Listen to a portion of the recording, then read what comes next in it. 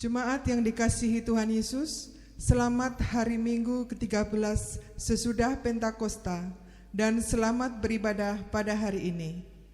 Biarlah ibadah yang kita lakukan di rumah masing-masing berkenan kepada Tuhan dan olehnya kita diberkati. Pelayan firman pada ibadah minggu ini adalah Vikaris Yohan Moncesula. Jemaat, mari berdiri, kita memuji dan memuliakan Allah melalui pujian Jemaat Gita Bakti 1.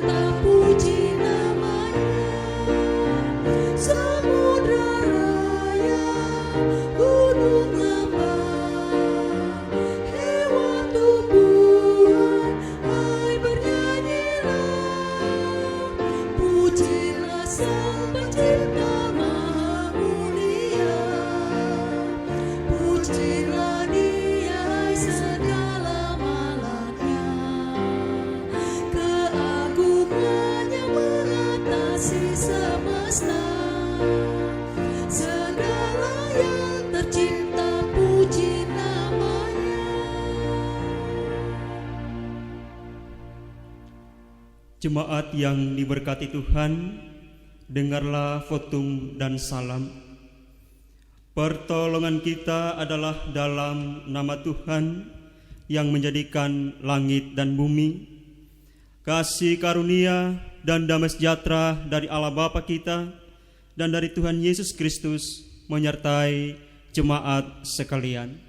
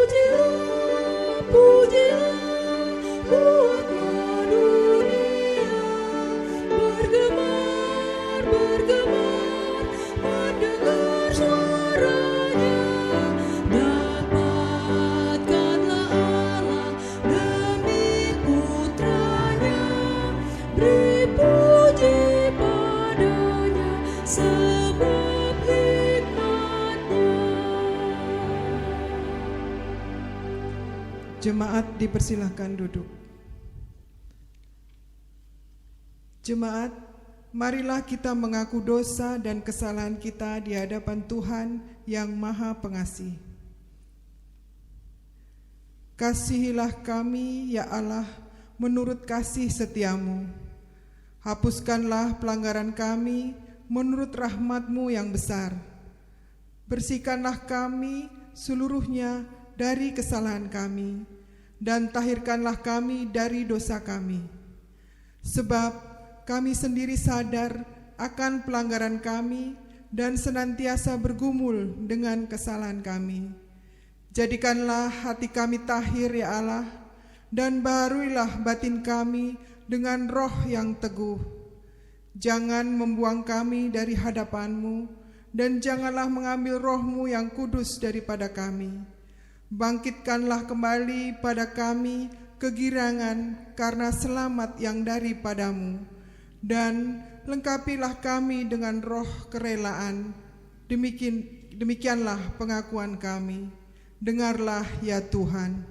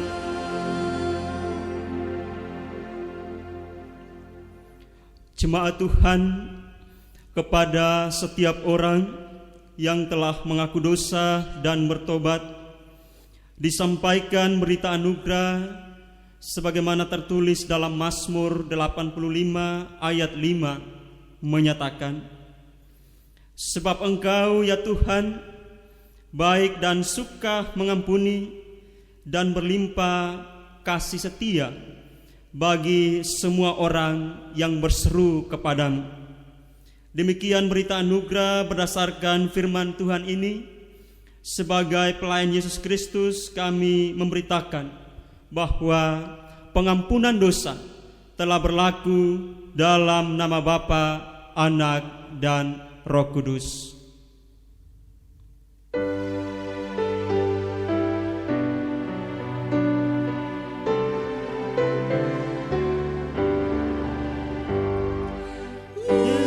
Yesus sumber damai, Tuhan Maha Kudus, kini kami datang, berilah kasih-Mu,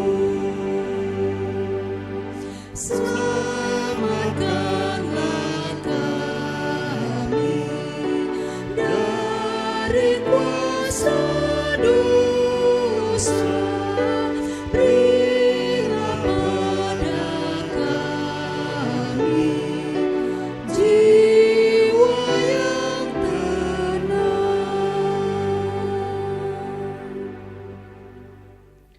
Jemaat Tuhan, kita masuk dalam pemberitaan firman. Mari berdoa memohon bimbingan Roh Kudus. Kita berdoa. Ya Tuhan, berilah kami hikmat-Mu mendalami firman Tuhan, sehingga di ibadah minggu saat ini, biarlah firman Tuhan boleh bertumbuh dalam setiap pikiran, perkataan, dan perbuatan kami, agar dalam kesaksian kehidupan kami sehari-hari membawa berkat bagi sesama kami, terlebih berkenan dan memuliakan Tuhan. Dalam nama Tuhan Yesus Kristus, Roh Kudus membimbing kami. Amin.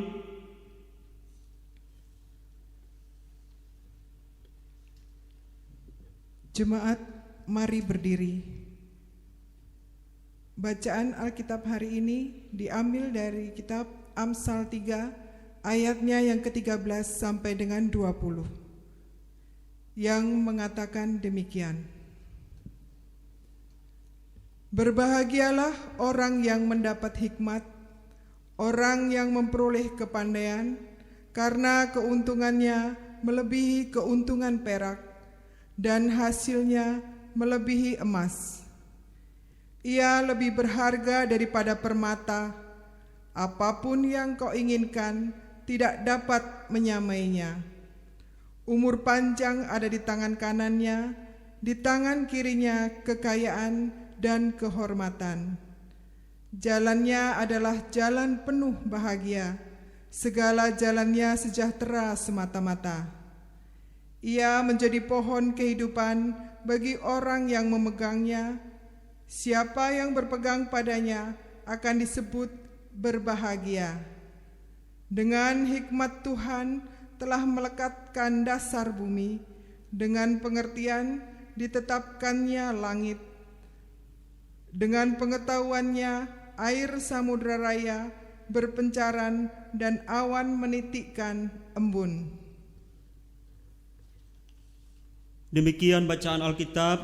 Hendaklah firman Tuhan dengan segala kekayaannya diam di dalam hatimu, dan ucaplah syukur kepada Allah.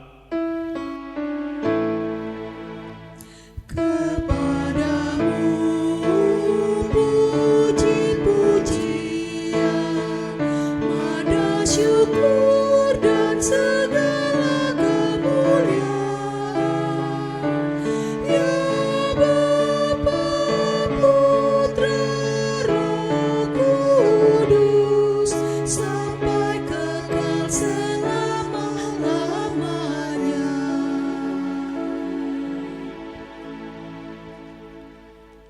Jemaat dipersilakan duduk kembali. Bapak, Ibu, saudara-saudara, jemaat yang diberkati Tuhan, hidup bahagia identik dengan hidup aman dan nyaman. Dan ukuran kebahagiaan bagi banyak orang kerap kali dihubungkan dengan memiliki kelimpahan materi, memiliki keluarga yang utuh, memiliki status sosial dan jabatan yang tinggi. Nah, Bapak, Ibu, saudara-saudara, dari bacaan tadi, Kitab Amsal mengatakan bahwa seseorang berbahagia bukan karena memperoleh hal-hal yang sifatnya duniawi. Jelas dalam ayat 13 Bapak Ibu bisa melihat, berbahagialah orang yang mendapat hikmat dan kepandaian. Berbahagialah orang yang mendapat hikmat dan kepandaian. Mengapa seseorang dikatakan bahagia ketika memperoleh hikmat dan kepandaian? Bukankah Bapak, Ibu, saudara-saudara, ketika seseorang memiliki harta yang berlimpah, kedudukan, status, jabatan akan membuatnya bahagia? Justru dalam bacaan tadi dikatakan, mereka yang berbahagia ketika memperoleh hikmat dan kepandaian. Mengapa demikian? Alasan yang pertama, hikmat dan kepandaian dari Tuhan jauh melebihi harta kekayaan dunia, bahkan melebihi emas dan perak. Itu Bapak Ibu bisa perhatikan pada ayat yang ke-14. Kekayaan materi dapat diperoleh di dunia, berasal dari dunia, tetapi hikmat datang dari Tuhan. Kekayaan dunia dapat kita peroleh dari pekerjaan, dari usaha manusia, tetapi hikmat datang dari Tuhan. Dan hikmat adalah sesuatu yang bersifat membawa kebaikan dalam kehidupan kita. Hikmat identik dengan kebijaksanaan, hikmat identik dengan kearifan yang dilakukan seseorang sesuai dengan kehendak Tuhan. Namun Bapak, Ibu, saudara-saudara, seringkali ada 3 asumsi yang salah tentang orang yang berhikmat. Yang pertama, ada anggapan bahwa orang berhikmat ketika memiliki pendidikan yang tinggi. Yang kedua, orang berhikmat muncul dari pengalaman hidup. Ternyata masih banyak orang juga memiliki pengalaman hidup yang buruk. Dan yang ketiga, Bapak, Ibu, saudara-saudara, ada asumsi katakan bahwa orang berhikmat adalah orang tua, karena mereka sudah mengalami asam garam kehidupan. Ternyata Bapak, Ibu, saudara-saudara, banyak orang sudah tua belum tentu berhikmat. Oleh karena itu Bapak, Ibu, saudara-saudara, dari asumsi tadi itu sebenarnya salah. Jawaban yang paling benar adalah orang berhikmat adalah mereka yang takut akan Tuhan. Kitab Amsal mengajak kepada kita semua, mengajak kepada semua orang, bila seseorang ingin memperoleh hikmat, maka catatan pertama yang perlu dilakukan adalah takut akan Tuhan. Dan itulah yang selalu kita melihat dalam bacaan Kitab Amsal. Takut akan Tuhan berarti tidak sombong dan angkuh. Takut akan Tuhan berarti mengandalkan hikmat Tuhan, bukan mengandalkan kepintaran dunia. Takut akan Tuhan berarti mengandalkan kekuatan Tuhan, bukan kekuatan diri kita sendiri. Itu berarti Bapak, Ibu, saudara-saudara, berhikmat berarti kita mau menyerahkan sepenuhnya hidup kita untuk Tuhan. Dan apa yang kita kerjakan, apa yang kita lakukan itu semua harus sesuai dengan kehendak Tuhan. Yang berikut Bapak Ibu Saudara-saudara, mengapa seseorang dikatakan bahagia ketika memperoleh hikmat Tuhan? Mari kita perhatikan ayat yang ke-16 mengatakan, mereka akan memperoleh umur panjang, kekayaan, dan kehormatan. Umur panjang berarti waktu hidup atau usia yang lama, memiliki kesehatan yang baik, memiliki kekuatan dalam kehidupan. Kekayaan berarti sesuatu yang bersifat rohani. Kekayaan yang dimaksud bukan hanya sesuatu yang bersifat materi yang kita peroleh di dunia ini, tetapi kekayaan berarti berkat-berkat yang Tuhan anugerahkan kepada kita. Kehormatan berarti memiliki harga diri, memiliki nama baik, membangun hubungan relasi yang baik dengan sesama kita. Jadi bagi orang yang berhikmat dikatakan bahagia. Yang pertama, ia memiliki sesuatu yang berharga di hadapan Tuhan, melebihi emas dan perak. Yang kedua, ia akan memperoleh umur panjang, kekayaan, dan kehormatan. Itu dua hal prinsip yang disampaikan dalam kitab Amsal tadi. Jika seseorang hidup dalam hikmat Tuhan. Nah, Bapak Ibu Saudara-saudara yang diberkati Tuhan, inti dari bacaan firman Tuhan Amsal 3 pasal 3 ayat 13 sampai dengan 20 mau katakan bahwa carilah hikmat Tuhan, maka kebahagiaan, umur panjang, kekayaan, kehormatan akan ditambahkan dalam kehidupan kita. Pada bagian akhir dari bacaan ini ayat 19 dan 20 mengatakan, dengan hikmat Tuhan meletakkan dasar bumi, dengan pengertiannya ditetapkannya langit, dengan pengetahuannya air samudera raya diciptakan. Jelas Bapak Ibu Saudara-saudara bahwa Allah menciptakan alam semesta ini dengan hikmat Tuhan, maka termasuk manusia Allah menciptakannya dengan hikmat. Itu menunjukkan Bapak Ibu Saudara-saudara, dalam kehidupan saya, dalam kehidupan Bapak Ibu Saudara-saudara, dalam kehidupan manusia, Tuhan menganugerahkan hikmat kepada kita. Pertanyaannya Bapak Ibu Saudara-saudara, sejauh mana kita menggunakan hikmat itu dalam kehidupan kita? Apakah kita lebih cenderung menggunakan kepentingan, keegoisan, hikmat duniawi, hikmat manusia, kekuatan diri kita sendiri dalam menjalankan kehidupan kita? Atau justru kita menggunakan hikmat Tuhan yang kita peroleh, yang sudah Tuhan anugerahkan kepada kita, dan itu kita gunakan dalam kehidupan kita sehari-hari? Mari Bapak Ibu Saudara-saudara, kita boleh mengoreksi akan kehidupan kita. Salah satu persoalan Bapak Ibu Saudara-saudara, kalau kita berbicara soal hikmat, maka di tengah-tengah kemajuan teknologi, di tengah-tengah kemajuan zaman saat ini, banyak orang mulai kehilangan spiritualitas, banyak orang mulai kehilangan hikmat Tuhan. Itu dibuktikan dengan dewasa ini kita mulai menggunakan apa yang namanya media sosial. Dan di minggu ini Bapak Ibu Saudara-saudara, bila memperhatikan tema ibadah minggu, maka berbicara soal spiritualitas era digital. Artinya di tengah-tengah kemajuan digital, media sosial, banyak orang biasanya mulai kehilangan spiritualitas yang baik. Banyak orang mulai kehilangan hikmat Tuhan, sehingga muncul pesan, komentar, status, apa yang kita sampaikan di media sosial kerap kali tidak membangun kehidupan kita.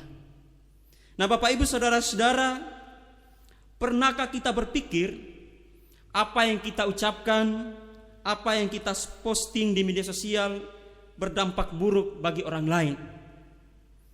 Jika di zaman umat Israel, Bapak Ibu Saudara-saudara, apa yang kita kenal itu dengan istilah kenajisan bibir.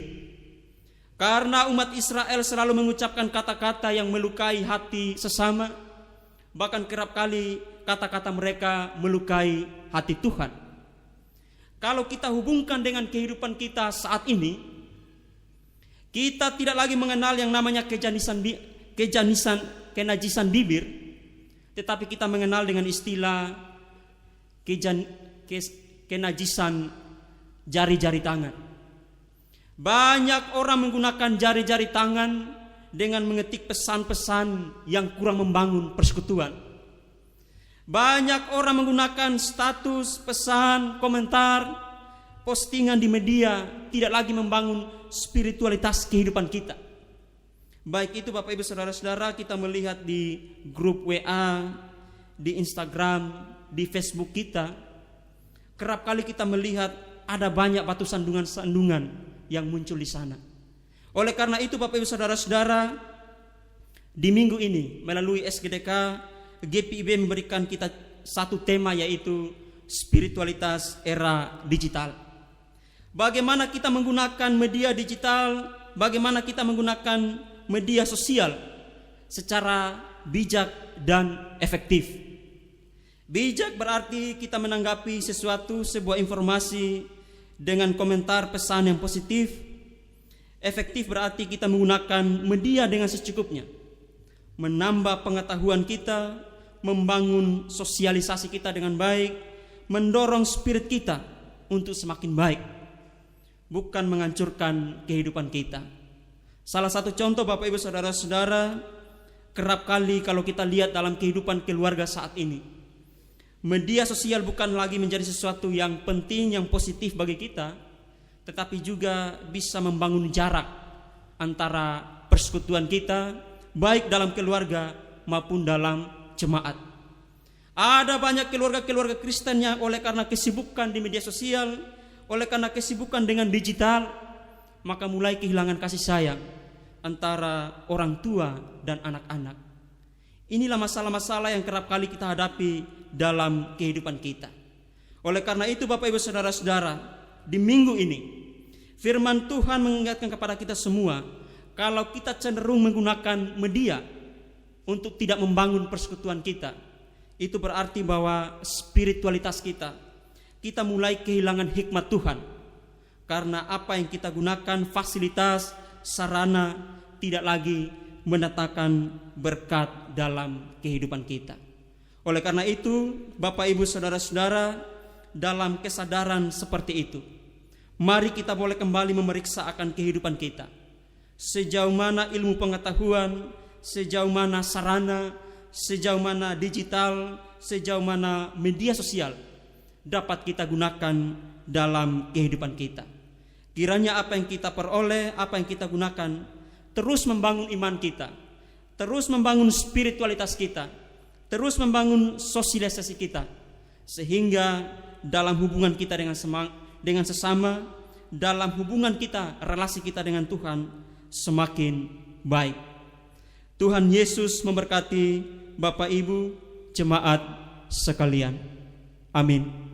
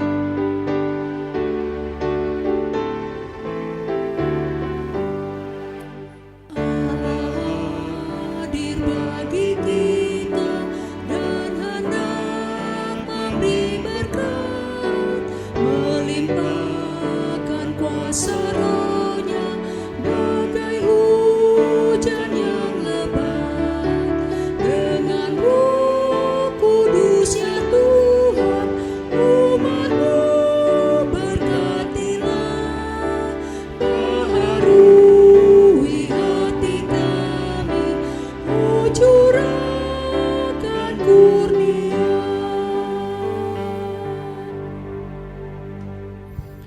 Jemaat dipersilakan berdiri bersama-sama dengan semua orang percaya di segala waktu dan tempat.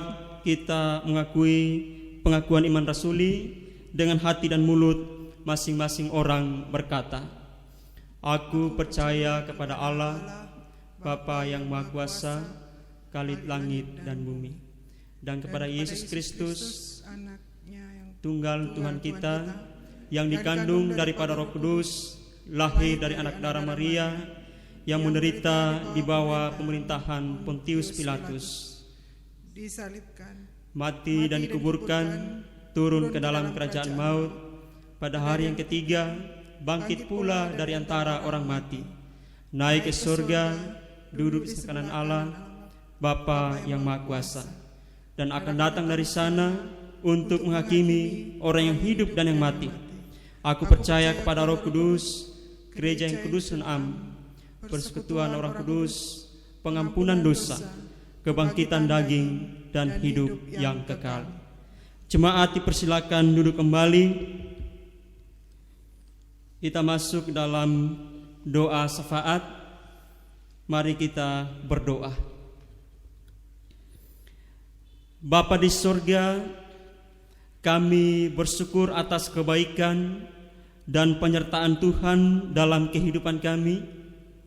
Bagi jemaat-Mu yang saat ini boleh melaksanakan ibadah di rumah masing-masing, terima kasih Tuhan untuk kebaikan, kesehatan, perlindungan Tuhan dalam kehidupan kami sampai dengan saat ini.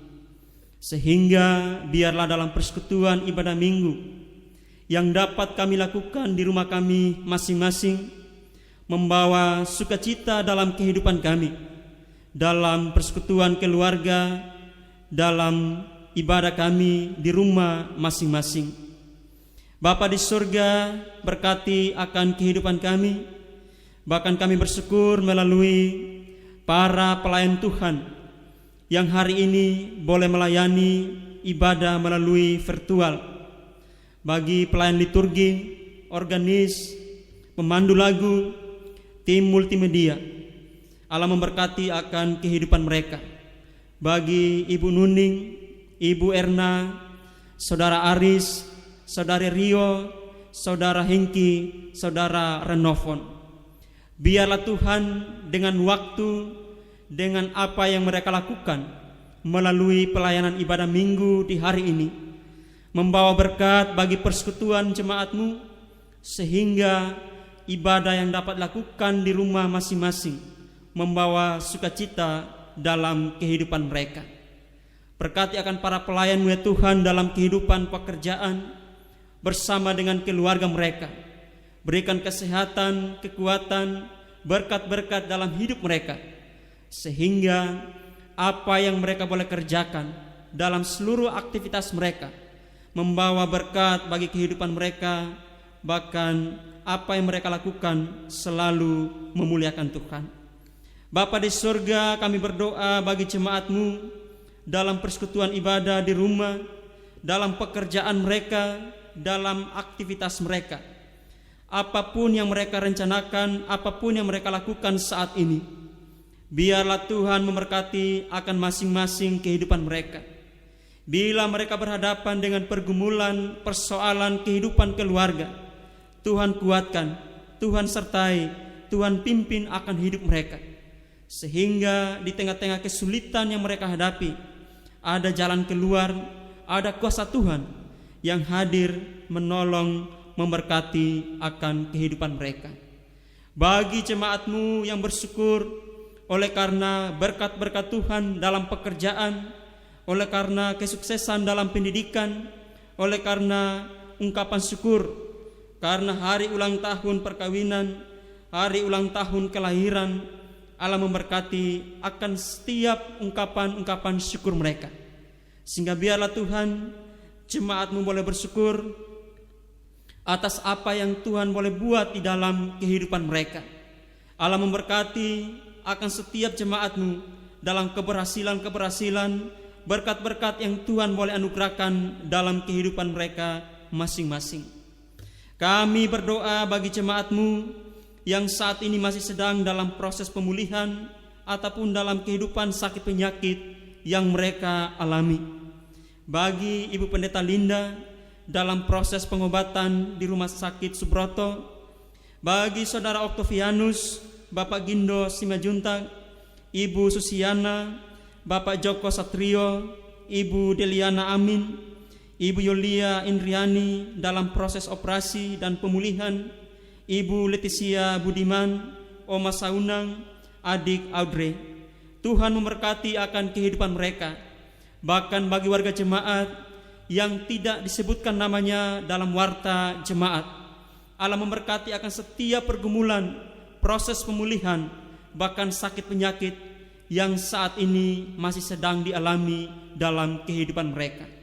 Kami percaya kuasa Tuhan hadir yang selalu memulihkan, membawa kesehatan, kekuatan yang baik bagi kehidupan mereka. Maka biarlah melalui cara-cara Tuhan, mereka boleh memperoleh kesehatan, pemulihan, sehingga dalam kehidupan keluarga, dalam pekerjaan, dalam aktivitas mereka tidak terhambat.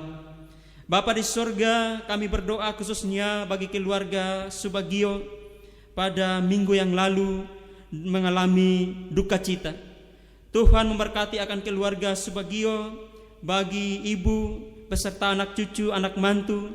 Tuhan kuatkan akan kehidupan mereka, sehingga di tengah duka cita yang mereka alami, biarlah kehadiran Tuhan yang selalu menolong, menguatkan akan kehidupan mereka, sehingga mereka memperoleh sukacita, penghiburan yang sejati dalam kelanjutan kehidupan mereka. Bapa di surga, kami berdoa bagi gereja-Mu, GPIB Jemaat Pengharapan Cibinong, Mupel Jabar II, bahkan pimpinan sinode. Allah memberkati akan setiap para pimpinan, pelayan Tuhan dalam persekutuan, dalam memimpin akan gereja-Mu, sehingga melalui kebijakan, keputusan, apapun yang mereka lakukan, baik dalam pelayanan, dalam organisasi gereja, itu boleh membawa sukacita, membawa berkat dalam kehidupan jemaat-Mu. Khususnya masih dalam situasi pandemi yang saat ini masih menjadi bagian pergumulan dalam kehidupan kami.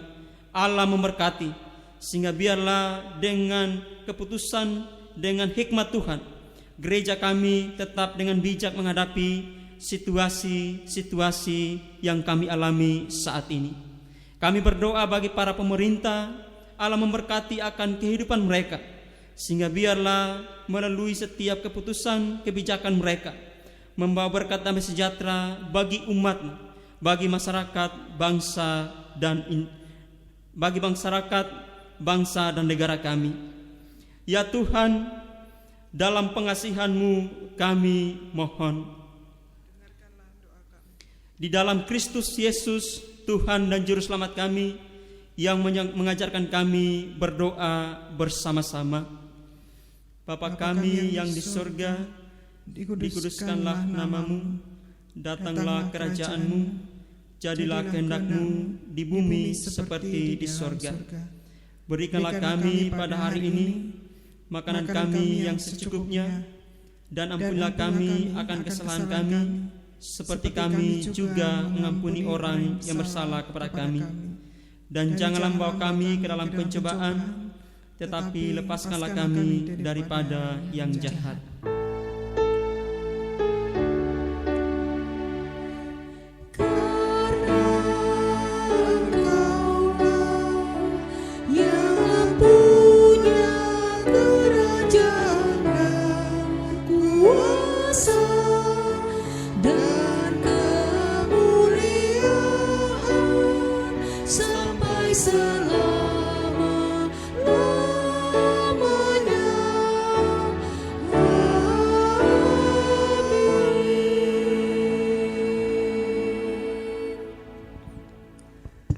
Bapak, Ibu, saudara-saudara, marilah kita menyatakan syukur kepada Tuhan di dalam ibadah ini, melalui pemberian sukacita guna menunjang pelayanan gereja, dengan mengingat pesan Alkitab yang diambil dari 2 Korintus 8 ayat yang ke-12 yang berbunyi demikian. Sebab jika kamu rela untuk memberi, maka pemberianmu akan diterima. Kalau pemberianmu itu berdasarkan apa yang ada padamu, bukan berdasarkan apa yang tidak ada padamu. Tuhan memberkati persembahan kita.